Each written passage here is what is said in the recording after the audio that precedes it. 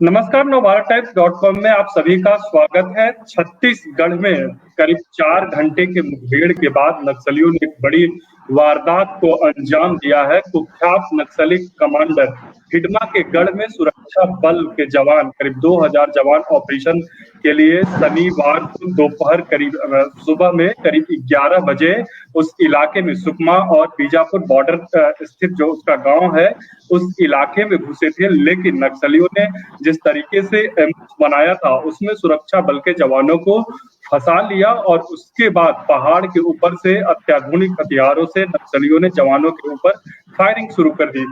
अभी तक जो जानकारी सामने आई है, इस घटना में करीब 22 से ज्यादा जवान शहीद हुए हैं और इलाके में अभी भी सर्च ऑपरेशन जारी है। केंद्रीय गृह मंत्री अमित शाह लगातार इस घटना पर नजर बनाए हुए हैं। वहीं छत्तीसगढ़ के मुख्यमंत्री अभी तक राज्य नहीं पहुंचे हैं। वो असम में चुनाव प्रचार को लेकर व्यस्त हैं और पूर्व मुख्यमंत्री रमन सिंह ने इसे लेकर निशाना भी साधा है कि जब छत्तीसगढ़ में इतनी बड़ी घटना घटी है उसके बावजूद कितने असंवेदनशील तरीके से राज्य के सीएम लगातार असम में कैंप किए हुए हैं। उन्हें घटना की जानकारी कल रात में ही मिल गई होगी, उसके बावजूद 24 घंटे बाद भी अभी तक वह प्रदेश में नहीं पहुंचे हैं। तो इसी से आप अंदाजा लगा सकते हैं कि प्रदेश के सीएम के लिए दूसरे राज्य के चुनाव ज्यादा महत्वपूर्ण है, लेकिन अपनी जवानों की शहादत की फिक्र उन्हें नहीं है। इन तमाम विषयों पर चर्चा के लिए हमारे साथ भोपाल से हमारे वरिष्ठ सहयोगी आदित्य पूजन जी हैं, रायपुर से हमारे संवाददाता रोहित वर्मन है और रांची से हमारे सहयोगी रवि सिन्हा है, जो हमें बताएंगे कि आखिर वहां पर इसका क्या इम्पैक्ट दिख रहा है। सबसे पहले हम रोहित का रुख कर लेते हैं। रोहित, छत्तीसगढ़ में एक बार फिर से नक्सली नासूर बनने लगे हैं सरकार के लिए। बीते 10 दिनों के अंदर 2 बड़ी घटनाओं को अंजाम दिया और दोनों घटनाओं के वक्त राज्य के जो सीएम है भूपेश बघेल छत्तीसगढ़ में मौजूद नहीं थे। जब नारायणपुर में नक्सलियों ने बस को उड़ाई थी उस दौरान भी उन्होंने ट्वीट कर नक्सलियों को माफ कीजिएगा जवानों को श्रद्धांजलि दी थी, लेकिन प्रदेश में आकर उन जवानों के परिजनों से या फिर जो जवान घायल हुए थे उनसे कोई मुलाकात नहीं की थी। आज फिर जब इतनी बड़ी घटना घटी है उसके बावजूद सीएम अभी तक पहुंचे हैं या नहीं पहुंचे हैं? जी, आपको बताना चाहूंगा कि अभी तक मुख्यमंत्री भूपेश बघेल जो हैं वो भी असम दौरे में ही हैं, अभी वो नहीं पहुंचे हैं और शाम को मुख्यमंत्री भूपेश बघेल वो रायपुर वापस आ रहे हैं और रायपुर वापस आते ही एक अधिकारियों की बड़ी बैठक लेंगे जिसमें अब नक्सलियों पर किस तरह से अटैक करना है, किस तरह से उनकी जो रणनीतियां जो रही हैं उन सारी चीजों को लेकर जो बैठक लिया जाएगा। उसके बाद किस तरह से नक्सलियों के खिलाफ जो अब एक्शन लिया जाएगा उसको लेकर अब शाम को जहां पर राजधानी रायपुर में मुख्यमंत्री निवास में अब बैठक लेंगे मुख्यमंत्री भूपेश बघेल। रोहित, एक चीज और आपसे समझना चाहेंगे कि हिडमा शुरू से ही चेतावनी दे रहा था उस इलाके में और वो इलाका पूरा एक तरीके से गढ़ माना जाता है हिडमा का, और उस इलाके में सबसे बड़ी बात है कि जो इलाका है जहाँ पे मुठभेड़ हुआ है वहां से आंध्रा बॉर्डर और तेलंगाना की सीमा भी सटी हुई है, तो सुरक्षित जोन हिडमा के लिए माना जाता है। उसके बावजूद रणनीति में आखिर कहाँ चुप हुई, क्योंकि 2000 जवानों की टीम वहां छापेमारी के लिए जाती है और 2000 जवानों की संख्या काफी होती है और ऐसे में मतलब मात्र जो हिडमा के जो बटालियन है उन लोगों ने क्या, एक जो सूत्रों के अनुसार जो खबर आ रही है कि पुलिस टीम को नक्सलियों की तरफ से ही सूचना दी गई थी कि मतलब यहाँ पर हम लोग नक्सली यहाँ कैंप किए हुए हैं और उस जाल में जाकर जवान फंस गया। तो क्या लगता है कि जो सीआईडी की इंफॉर्मेशन होती है उसमें कहीं ना कहीं कोई चुप हुई है, क्योंकि सीआरपीएफ पहले भी इसे लेकर सरकार को पत्र लिखते रही है कि मतलब जो लोकल इनपुट्स हैं उस लेवल पे हमें सहयोग नहीं मिलता है। देखिए, कल के मुठभेड़ को लेकर मैं मुख्य बात यह करूं तो इससे पहले जो जवान हैं उनके द्वारा जो नक्सलियों को खुली चेतावनी दी गई थी कि अगर लड़ाई करनी है तो सामने आकर लड़े, पीठ पीछे न करें, क्योंकि जो 10 दिन पहले जो घटना हुई थी कहीं ना कहीं आईडी ब्लास्ट, उसके पहले भी आए दिन आईडी ब्लास्ट की जो घटना है वो हो रही थी। ऐसे में जो जवान है उन जवानों के द्वारा सीधे तौर पर जो नक्सलियों से सामने आकर लड़ने की बात कही गई थी और जो वो गढ़ है जो तो उस ऐसे में जो उस क्षेत्र पे जब रोजाना जो जवानों की जो टुकड़ियां हैं वो वहां पे सर्च के लिए जाया करती थी, तो जो नक्सली थे वो धाक बनाकर बैठे हुए थे। तो जब जिस तरह से वहां पे जब जवानों की जो टुकड़ी इकट्ठा हुई, जब वो खाना खा रही थी, उस वक्त नक्सलियों ने जो घात बनाकर बैठे हुए थे, उन्हें जो एम्बुश में फंसा लिया और उसके बाद लगातार गोलीबारी की। ऐसे में जो जो जवान है वहां पे जो भारी संख्या में, करीब ऐसा भी बताया जा रहा है कि करीब 100 की संख्या में जो कुल जवान है जिन्हें गोली लगी है, और अब तक 22 से ज्यादा जो लोग हैं वो वहां पे वो जो शहीद हो गए हैं, जवान है जो शहीद हो गए, और 35 से ज्यादा जो लोग हैं अभी घायल अवस्था में है। और अभी एक चीज और बता दूं, जो अब नया अपडेट जो आ रहा है कि 7 और जो जवान हैं जो बुरी तरह घायल हो गए हैं, उन्हें राजधानी रायपुर अभी और फिर से लाया गया है। इससे पहले भी देर रात 7 जो जवान हैं उन्हें राजधानी रायपुर लाया गया था। अब 7 और जवान जिन्हें अभी हाल ही में राजधानी रायपुर लाया गया है। राजधानी रायपुर के जो अलग अलग अस्पताल हैं, रामकृष्ण है, बालाजी है और नारायणा है, यहाँ इन जवानों को इलाज के लिए लाया गया है और उनका जो इलाज है वहां पे जारी है। और जैसे कि हम जो बात कर रहे थे, जो नक्सली जो क्षेत्र है, हिमडा का जो क्षेत्र है जो मुख्य तौर पे, इससे पहले जो वहां पे नक्सलियों की जो बड़ी वारदात हुई थी, जिसे अभी हम झीरम कांड, जो भी किसी को जो जिसे अभी तक किसी ने भूला नहीं है, उसका जो मुख्य जो सरगना है वो ही उसे बताया गया है कहीं ना कहीं। जिस प्रकार से और जो उसके गढ़ पे नक्सलियों जो उसके गढ़ पे जो सीआरपीएफ की टीम घूम रही थी, क्योंकि उसका जो क्षेत्र है सबसे ज्यादा जो उसका जो पहुंच वाला जो क्षेत्र है वो वही माना जाता है। ऐसे में जो बीजापुर में जो घटना हुई, जो कहीं ना कहीं जो ये चूक हुई, कहीं ना कहीं ये जो जवानों के द्वारा ही हुई, क्योंकि सामने आकर अटैक करने की बात कही गई थी। इससे पहले क्योंकि इससे अभी जो घटना है, जो जिस प्रकार से जो घटना चल रही थी, जो गोलीबारी की जो घटना हुई, इससे पहले जो नक्सली घटना चल रही थी, तो ऐसे में ऐसा अंदेशा नहीं लगाया जा रहा था कि जो नक्सली हैं इतने बड़े रूप में सामने आकर अटैक करेंगे। लेकिन अधिकारियों को तो इसे लेकर कोई अधिकारियों के पास इनपुट्स भी थे, और जो बातें निकलकर सामने आ रही है कि जो राष्ट्रीय विशेष सुरक्षा सलाहकार के विजय कुमार हैं, पिछले 10 दिनों से लगातार बस्तर के इलाके में कैंप किए हुए थे। तो फिर इतनी बड़ी चूक कैसे हुई रोहित? आखिर मतलब एक तो वजह सामने आ रही है कि डीआरजी और सीआरपीएफ के जवानों के भी तालमेल की कमी हमेशा देखने को मिलती है, और इसे लेकर सीआरपीएफ कई बार राज्य सरकार को चिट्ठी भी लिखी है कि मतलब उस लेवल पे सहयोग। और दूसरा एक ईगो की बात आती है, मतलब डीआरजी के जवानों का कहना या फिर उनके ऑफिसर्स कहते हैं कि हमें ज्यादा अनुभव है, मतलब छत्तीसगढ़ में जंगली इलाकों में कैसे इनसे नक्सलियों से लड़ाई लड़ा जाए, उसको लेकर उनके पास अनुभव ज्यादा है। और जो सीआरपीएफ के जवान होते हैं उनके पास भी गुरिल्ला ट्रेनिंग होती है, लेकिन ज्यादातर जवानों के सामने जो दिक्कत आती है वो लैंग्वेज को लेकर होती है। तो क्या लगता है कि ये भी एक बड़ी वजह रही है? देखिए, इस बार जो हमले हुए हैं कहीं ना कहीं, जिसमें सबसे ज्यादा जो जवान जो मारे गए हैं वो वहाँ के लोकल निवासी थे। तो क्योंकि जो लैंग्वेज के जिस तरह से समस्या आ रही थी, तो लगातार जो भर्तियां हो रही थी, लोकल क्षेत्र के जो जो युवा हैं, कहीं ना कहीं उन्हें प्रमोट किया जा रहा था। और वो जिस प्रकार से बड़ी संख्या में जो एक बल है, मतलब जो युवाओं का जो एक रूप था, जो सुरक्षा बलों के साथ मिलकर जो काम कर रहा था, तो ऐसे में कहीं ना कहीं जो लोकल लैंग्वेज की जो समस्या है वो तो समाप्त हो गई थी। क्योंकि जो थोड़ी बहुत जो समस्या होती थी, जो बाहर के जो जैसे कि सीआरपीएफ का जो बल यहाँ आके काम करता था, लेकिन जैसे टुकड़ियों में जिन्हें जैसे बांटकर काम करते थे, जिससे कि लैंग्वेज की किसी प्रकार से समस्या न हो, आपसी तालमेल जो है वो बना रहे कहीं ना कहीं पे। आपको एक चीज और बता दूं कि जो डीजी हैं कुलदीप सिंह हैं, जो वो आज राजधानी रायपुर पहुंचे हैं। इससे पहले मैं आपको बता दूं कि विगत 2 महीने पहले डीजी फिर एक बार पहले भी आ चुके हैं, और पूरे छत्तीसगढ़ के जितने भी नक्सल क्षेत्र हैं उनका उन्होंने इससे पहले भी वहां पे दौरा किया था।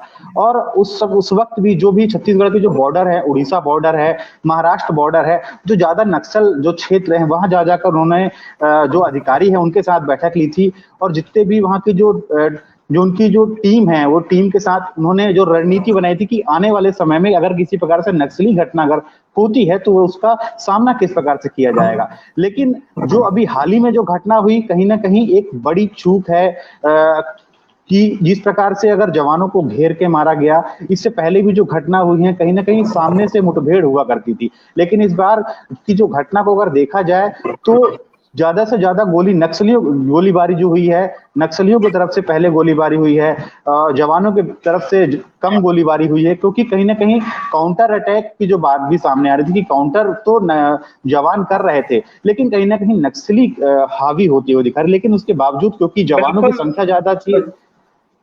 बिल्कुल रोहित, इस पूरे मसले को लेकर सियासत भी शुरू हो गई है। हम आपको पूर्व सीएम रमन सिंह की एक बाइट सुनाते हैं जो इस पूरे मसले हुई और अभी तक क्या कह रहे रिपोर्ट अलग अलग आ रही है। कहीं से आती है 23 लोगों की, 21 और 2 23 लोगों की मौत हो गई। कहीं आंकड़े आते हैं 27 के, कहीं आंकड़े आते हैं 29 के। इतने जवानों की शहादत हुई है, ये आंकड़े शाम तक और पूरी तरीके से निश्चिंत हो जाएंगे और 30 से ज़्यादा लोग घायल हो चुके हैं। आज इस परिस्थिति में जब छत्तीसगढ़ में इतना बड़ा अटैक होता है, इतना घोर हमारे कोविड का संकट होता है, दुर्ग और भिलाई में जिस प्रकार के मौत के आंकड़े आ रहे हैं, रायपुर में मौत के आंकड़े आ रहे हैं, ये अपने आप में डरावना है। शमशान घाट में जलाने की शव जलाने की जगह नहीं है, मर्चरी में बॉडी रखने की जगह नहीं है। और आज इस परिस्थिति को लेकर भी कोई जवाबदार व्यक्ति छत्तीसगढ़ में मौजूद नहीं है जो जवाबदारी के साथ बात करे। मुख्यमंत्री असम चुनाव में व्यस्त है, रोम जल रहा है और नीरव बांसुरी बजा रहा है, रैलियां कर रहे हैं, जुलूस निकाल रहे हैं, वहाँ डांस कर रहे हैं।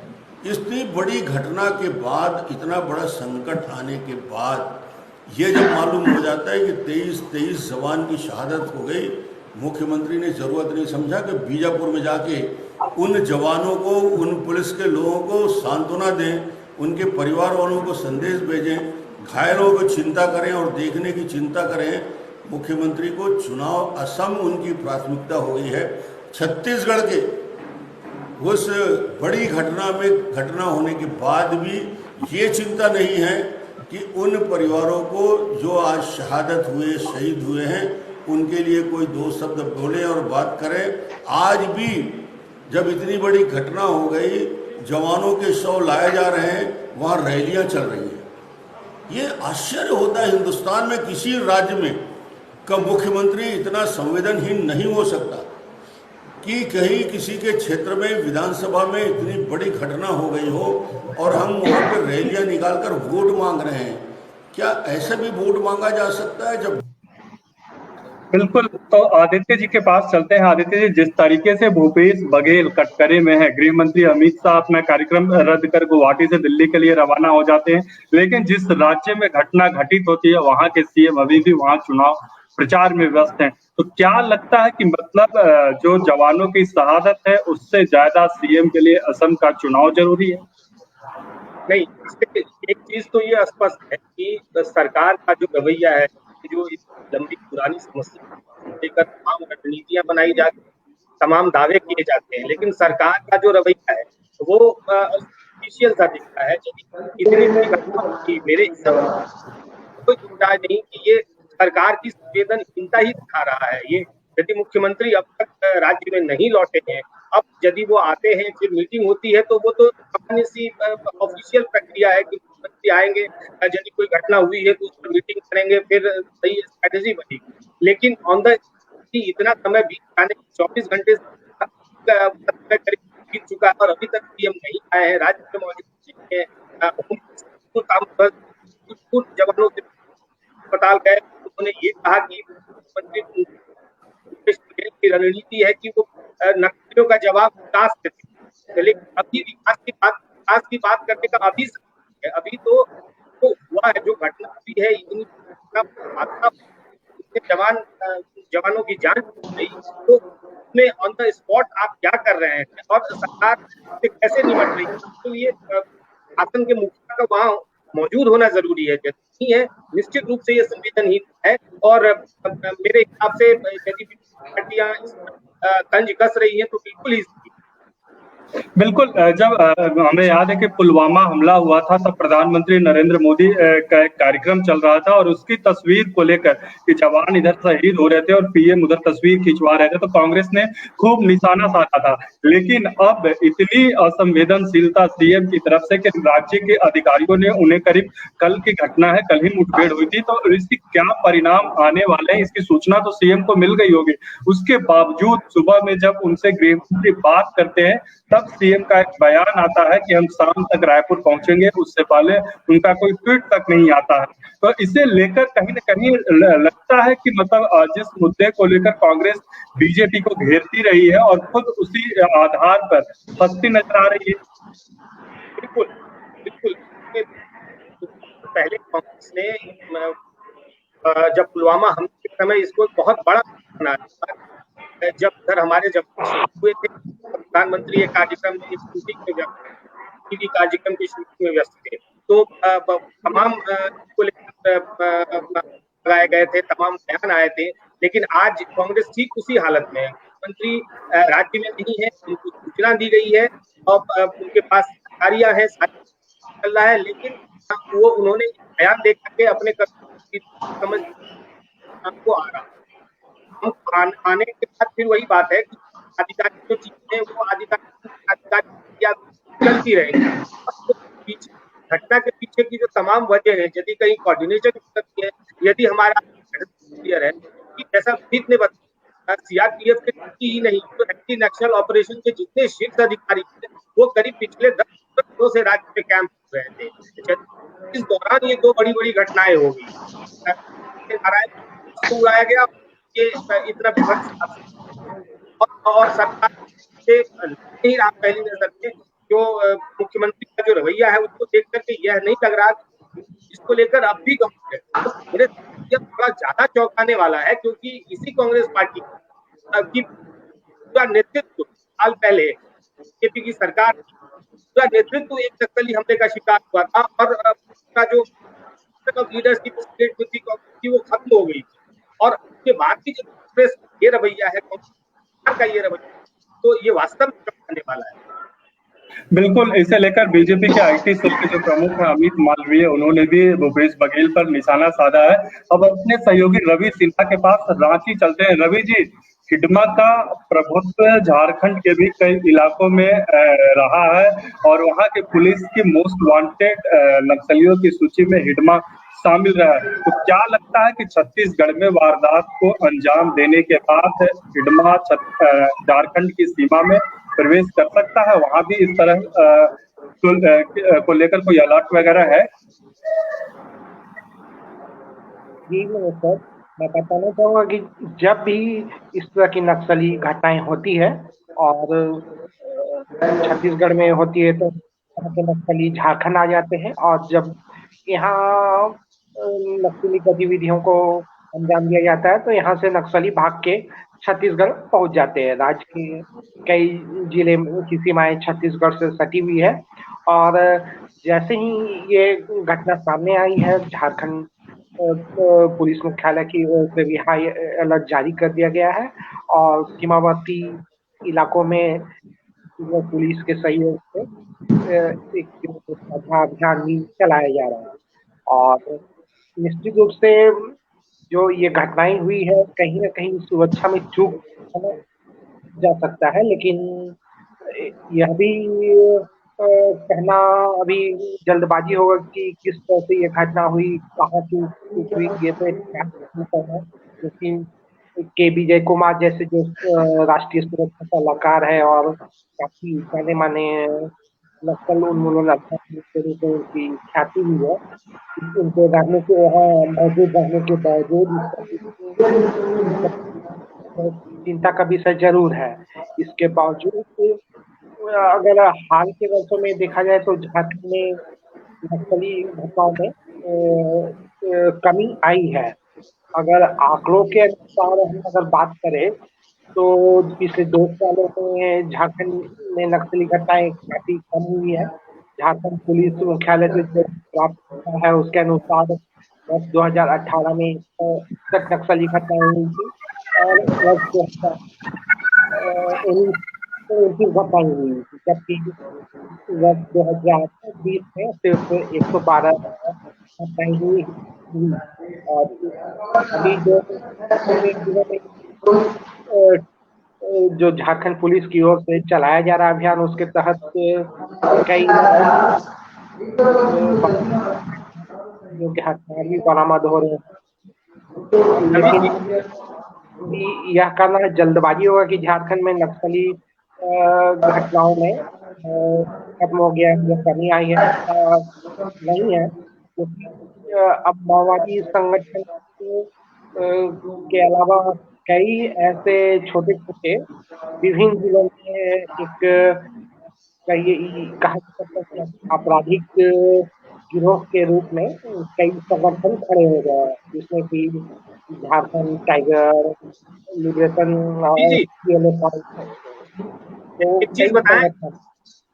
रवि जी, जैसे जैसे सर्चिंग ऑपरेशन नक्सली हमें बड़े पैमाने पर चला है, सीआरपीएफ एजेंसियां, एनआरजी के जवान हैं जो ऑपरेशन कर रहे हैं। आप मुझे ये बताएं कि जैसे कोऑर्डिनेशन की कमी की बात आती है, तो क्या झारखंड सरकार से छत्तीसगढ़ की ओर से इस तरह का कोई कोई संपर्क किया गया है कि यदि खास करके इधर झारखंड की ओर आते हैं तो उनको पकड़ने में हमारा क्या की कोई सूचना है? जी, जो समन्वय की जहाँ तक बात है वो काफी हाई लेवल में, मतलब कि जो भी वरीय अधिकारी रहते हैं पड़ोसी राज्यों, छत्तीसगढ़ ही नहीं, बिहार या पश्चिम बंगाल के साथ भी तालमेल करके अभियान चलाया जाता है और इसके कई सकारात्मक परिणाम भी आते हैं।